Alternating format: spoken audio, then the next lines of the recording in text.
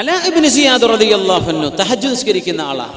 മുഅ്മിനീങ്ങളെ നമുക്ക് തഹജ്ജുദ് നിസ്കരിക്കണ്ടേ? അള്ളാഹു നമുക്കൊക്കെ തൗഫീഖ് തരട്ടെ, ആമീൻ യാ റബ്ബ്. ഞാൻ ഈ സംഭവം വിവരിക്കുന്നതിന് മുമ്പ് ഒരു കാര്യം കൂടെ അതിന്റെ ഇടയിലേക്ക് ചേർത്ത് പറയാം. അബ്ദുല്ലാഹ് ഇബ്നു ഉമർ റളിയല്ലാഹു അൻഹു അവരിങ്ങനെ പറയാണ്, ഹഫ്സ ബീവിന്റെ ആങ്ങളെയാണല്ലോ അബ്ദുല്ലാഹ് ഇബ്നു ഉമർ റളിയല്ലാഹു അൻഹു. ഉമർ തങ്ങളുടെ മകളാണ് ആര്? ഹഫ്സ ബീവി. ഹഫ്സ ബീവി ആരാ? അള്ളാഹിന്റെ റസൂലിന്റെ ഭാര്യ, നമ്മുടെ ഉമ്മയാണ് ഹഫ്സ റളിയല്ലാഹു അൻഹ. അപ്പൊ അവരോട് പറഞ്ഞു കൊടുത്തൊരു ചരിത്രമുണ്ട്. സ്വഹീഹ് മുസ്ലിമിലാണ് ഹദീസ് എന്നാണ് എൻ്റെ ഓർമ്മ, സ്വഹീഹായ ഹദീസാണ്. അള്ളാഹിന്റെ റസൂൽ എന്നും നേരം വെളുത്താ ചോദിക്കും, ഇന്നലെ ആരെങ്കിലും സ്വപ്നം കണ്ടിട്ടുണ്ടോ? നോക്കണം അള്ളാഹിന്റെ റസൂലിന്റെ ചോദ്യം, ഇന്നലെ ആരെങ്കിലും സ്വപ്നം കണ്ടോ? അപ്പൊ സ്വഹാബികൾ കഥ പറയും. അപ്പൊ ചിലരൊക്കെ പറഞ്ഞു കൊടുക്കും, നബി തങ്ങൾ അതിന് വ്യാഖ്യാനം പറഞ്ഞു കൊടുക്കും. റസൂലുള്ളാഹി സ്വല്ലല്ലാഹു തഅ്വീലു റുഅ്യ.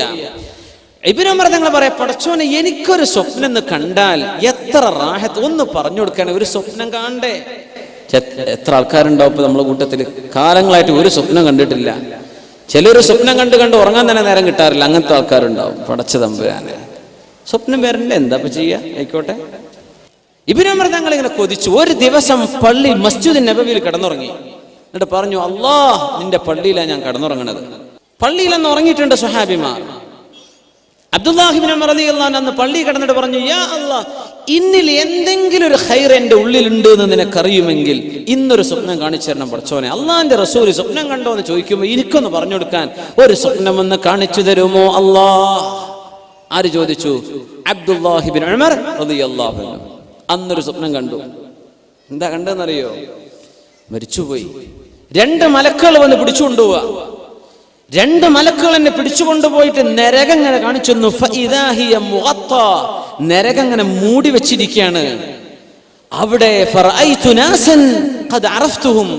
എനിക്ക് പരിചയമില്ല കുറെ ആൾക്കാർ അതിന്റെ ഉള്ളിൽ കിടക്കുന്നുണ്ട്. ഞാൻ അങ്ങോട്ട് പേടിച്ചു. അപ്പൊ വേറൊരു മലക്ക് വന്നു, എന്നോട് പറഞ്ഞു, നിങ്ങൾ പേടിക്കണ്ട എന്ന് പറഞ്ഞു എന്നോട്. അങ്ങനെ ഞാൻ ഞെട്ടി ഉണർന്നു.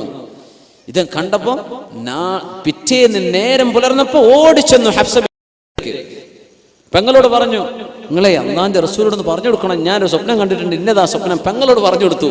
പെങ്ങൾ അള്ളാഹിന്റെ റസൂലിനോട് പറയുമല്ലോ എന്ന് വിചാരിച്ച് ഹഫ്സ ബീവി റളിയല്ലാഹു അൻഹ പറഞ്ഞു കൊടുത്തു, നബിയെ ആങ്ങളെ ഇങ്ങനെ ഒരു സ്വപ്നം കണ്ടോലോ. നബി തങ്ങൾ പറഞ്ഞു, നിഅ്മർ റജുൽ, നല്ല മനുഷ്യനാ അബ്ദുല്ലാഹി ഇബ്നു ഉമർ എന്നവർ, നല്ല ചെറുപ്പക്കാരനാ. ലൗ കാന യുസല്ലി ബില്ലൈൽ, 2 റക്അത്ത് തഹജ്ജുദെങ്കിലും രാത്രി നിസ്കരിക്കുകയാണെങ്കിൽ ആള് ബെസ്റ്റായി പോയി. സ്വപ്നൊക്കെ എന്താ പറഞ്ഞ് നരകം കാണിച്ചു കൊടുത്തിട്ട് നിങ്ങൾ ഇങ്ങോട്ട് എത്തില്ലട്ടോ എന്നാ. നരകം പോലും കാണാതെ സ്വർഗത്തേക്ക് പോകണം, അതിന് 2 റക്അത്ത് തഹജ്ജുദെങ്കിലും നിസ്കരിക്കാൻ പറയണം. അബ്ദുല്ലാഹി ഇബ്നു ഉമർ തങ്ങൾ, അതിന് ശേഷം ഞാൻ 2 റക്അത്തെങ്കിലും സുബ്ഹിന്റെ മുമ്പ് ഉറക്കത്തെഴുന്നേറ്റ് നിസ്കരിക്കാതെ എൻ്റെ ജീവിതത്തിൽ ഒരു ദിവസം കടന്നു പോയിട്ടില്ല. അല്ലാഹ്, നമ്മൾ റമദാനിൽ മാത്രമേ ചെയ്യുള്ളൂ അല്ലേ? റമദാൻ വരുമ്പോൾ തഹജ്ജുദും ഖിയാമത്തുൽ ഉഷാറ. റമദാന്റെ അപ്പുറത്തേക്കും വേണം. അള്ളാഹു നമ്മളെയൊക്കെ സഹായിക്കുമാറാകട്ടെ. നിഅ്മർ റജുൽ ലൗ കാന യുസല്ലി ബില്ലൈൽ. അത് സ്വപ്നവുമായി ബന്ധപ്പെട്ട ഒരു വിഷയം തന്നെയാണ്. റൂഹിന്റെ ഇടപെടലാണ്. സുബ്ഹാനല്ലാഹ്. അപ്പോ അലാ ഇബ്നു സിയാദ് റഹിമഹുല്ലാഹ് എന്നും തഹജ്ജുദ് നിസ്കരിക്കുന്ന ആളാ. ബഹുമാനപ്പെട്ടവർ ഒരു ദിവസം വന്ന് ഭയങ്കര ക്ഷീണം വന്നപ്പോ വീട്ടുകാരോട് പറഞ്ഞു, പുരക്കാരെ, എന്റെ നിസ്കാരത്തിന് നേരമാകുമ്പോ നിങ്ങൾ എന്നെ വിളിക്കണം കേട്ടോ. പുരക്കാരങ്ങോട് ഉറങ്ങിപ്പോയി, അവർ വിളിച്ചില്ല.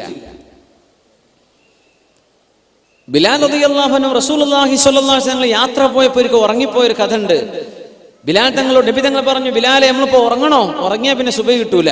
അങ്ങനെ ഉണ്ടാവും. വലിയ സമ്മേളനങ്ങൾ കഴിഞ്ഞ് രാത്രി 3 വന്ന് കിടന്നുറങ്ങുക, സുബഹി ഖളാ ആക്കിയാൽ പിന്നെ എന്താ പിന്നെ കഥ? ഇപ്പൊ ഈ വേള തന്നെ കഴിഞ്ഞിട്ട് നിങ്ങൾ നേരം വൈകി ചെന്നിട്ട് സുബഹി ഖളാ ആക്കുകയാണെങ്കിൽ പൊന്നാര മുമ്പേ ഇവിടെ ഇരിക്കൽ നിങ്ങൾക്ക് കുറ്റ. പോയി കിടന്നുറങ്ങി സുബഹിക്ക് എഴുന്നേൽക്കാൻ നോക്കണം. അതാണ് മസ്അല. പൊന്നാര ഉസ്താദ് എങ്ങനെ പറഞ്ഞാൽ പിന്നെ വേളത്തിന് ആള് വരുമോ? അങ്ങനെ വരുന്നവര് വന്നാൽ മതിയല്ലോ. അല്ലാതെ ആൾക്കാരെ സുബഹി ഖളാ ആക്കാൻ പറ്റുമോ? കളയാൻ പറ്റുമോ? ഇല്ല. അതാണ് പ്രാധാന്യം. ഫർദ് നിസ്കാരം അതിപ്രധാനമുള്ളതാണ്. അത് സുന്നത്തുകൊണ്ട് ഫർദ് നഷ്ടപ്പെടാൻ പാടില്ല. അള്ളാഹു നമ്മെ സഹായിക്കുമാറാകട്ടെ. പടച്ചവനവന്റെ ഇബാദത്തുകൾ മുഹ്കമും അള്ളാഹുവിന്റെ കിതാബിലെ മുത്തശാബിഹും ഒക്കെ ഈമാനുള്ളവരും അള്ളാഹു ഇബാദത്ത് ചെയ്യാൻ പറഞ്ഞതൊക്കെ ചെയ്യുന്നവരുമാക്കി റബ്ബ് നമ്മളൊക്കെ മാറ്റി തരുമാറാകട്ടെ. ഇന്ന് ഈ സദസ്സിൽ നിങ്ങൾ ഒരു തീരുമാനം എടുക്കുക, നിയ്യത്ത് ചെയ്യുക. ഒരു 2 റക്അത്തെങ്കിലും ഞാൻ രാത്രി അള്ളാഹ്ക്ക് വേണ്ടി തഹജ്ജുദ് നിസ്കരിക്കുന്നു. ഒന്ന് നിയ്യത്ത് ചെയ്യാൻ അല്ലേ? ഫിഫ കപ്പ് നടക്കുമ്പോൾ നമുക്ക് നേരം വെളുക്കോളം ഇരിക്കാൻ നമുക്ക് ഒരു പ്രയാസമില്ലല്ലോ അല്ലേ? ഗോൾഡ് കപ്പ്, എന്താ പറയാ, വലിയ വലിയ വേൾഡ് കപ്പുകൾ, അതിന്റെ ഫൈനലുകൾ, ക്രിക്കറ്റും ഫുട്ബോളും, എത്ര ഉഷാറുള്ള ചെറുപ്പക്കാർ, യാ അല്ലാ, നെസ്കഫി വെച്ചിട്ടാണ് ഇരിക്കുന്നത്. നേരം വെളുക്കോളം കാല് നീട്ടിയിരിക്കുക, ഒരു ഉറക്കോന് വരുന്നില്ല. ഇന്ന നാശിഅത്തൽ ലൈലി ഹിയ അശദ്ദു വത്അൻ വഅഖ്വമു ഖീല. രാത്രി നിസ്കരിക്കാൻ വേണ്ടി പറഞ്ഞാൽ അതൊരു വലിയ പ്രയാസമാണ് നമുക്ക്. എന്താ മുഅ്മിനെ നമ്മുടെയൊക്കെ അവസ്ഥ? നമ്മളൊക്കെ ഇങ്ങനെ ആയാൽ മതിയോ? ചെറുപ്പക്കാർ, ഇൻഷാ അല്ലാഹ് നമുക്കൊക്കെ നല്ല ആരോഗ്യമുള്ള സമയമാണ്. നമ്മളൊക്കെ അല്ലാഹു തആല അത് നമുക്ക് നിലനിർത്തി തരട്ടെ. ഇബാദത്തിന് അല്ലാഹു തൗഫീഖ് നൽകുമാറാകട്ടെ. പരക്കാരോട് പറഞ്ഞു ബഹുമാനപ്പെട്ടവർ അലാ ഇബ്നു സിയാദ് റളിയല്ലാഹു അൻഹു പറയാ, സുബൈക്കല്ല ഖിയാമുൽ ലൈൽ, തഹജ്ജുദിന് എന്നെ വിളിച്ചെഴുന്നേൽപ്പിക്കണം കേട്ടോ. പരക്കാരങ്ങ് ഉറങ്ങിപ്പോയി, അവർ എഴുന്നേറ്റില്ല. ഫഅതാനി ആതിൻ ഫീ മനാമി, ഉറങ്ങിക്കൊണ്ടിരിക്കേ എന്റെ അരികത്തേക്ക് ഒരാൾ വന്നു. ഖും യാ അലാ ഇബ്നു സിയാദ് ഉദ്കുരില്ലാഹ യദ്കുറുക. അലാ, എഴുന്നേൽക്കിൻ, അല്ലാഹനെ പറ്റി ഓർക്കിൻ, അല്ലാഹു നിങ്ങളെ പറ്റി ഓർക്കും. എന്റെ തലയുടെ മുമ്പിലുള്ള കുറച്ച് മുടി കെട്ടി പിടിച്ചിട്ട് എന്നോട് എഴുന്നേൽക്കാൻ പറഞ്ഞു.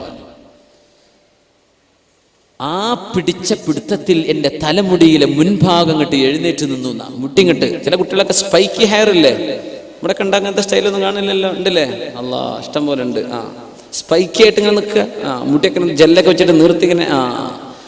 എന്റെ മുമ്പിലെ മുടി അങ്ങോട്ട് എഴുന്നേറ്റ്, അത് പിടിച്ചിട്ടാ എഴുന്നേൽക്കാൻ പറഞ്ഞു. സ്വപ്നത്തെ എഴുന്നേൽപ്പിച്ചതാ. എഴുന്നേറ്റ് ഇരുന്ന് നോക്കുമ്പോൾ മുടി ഇങ്ങനെ എണീറ്റിക്കുക. ഒരു ജെല്ല് ഉപയോഗിച്ചിട്ടില്ല അലാ ഇബ്നു സിയാദ് റഹിമഹുല്ലാ. മുടി ഇങ്ങനെ സ്പൈക്കി ആയിട്ട് നിൽക്കുക. അത് സുന്നത്താന്നല്ല ഈ പറയണത് കേട്ടോ. അത് നിങ്ങൾ ആരെ പറ്റിയിട്ട് ചെയ്യുന്നു അതിനനുസരിച്ചിരിക്കും. നിങ്ങൾ ആരെ ഇഷ്ടപ്പെട്ട് ചെയ്യുന്നു, അതൊരു സിനിമാ നടൻ ചെയ്ത പണിയാണെങ്കിൽ ഓല് പോണോടത്തേക്കാ നാളെ പോവുക. അതൊരു ക്രിക്കറ്റുകാരൻ ചെയ്ത പണിയാ, ഓൻ സ്വർഗത്തേക്കോ നരകത്തേക്കോ അങ്ങോട്ടും ഇങ്ങോട്ടും ഉണ്ടാവും. അതാണ്. അപ്പൊ ആരെ ഫോളോ ചെയ്യുന്നു എന്നുള്ളത് വളരെ പ്രധാനപ്പെട്ട സംഗതിയാണ്. അത് ആലോചിച്ച് ചെയ്താൽ മതി. കോപ്പി അടിക്കുക എന്നൊക്കെ പറയാൻ നമുക്ക് ഭയങ്കര ഇഷ്ടമാണ്. Man is by nature imitative. അങ്ങനെയാണ്.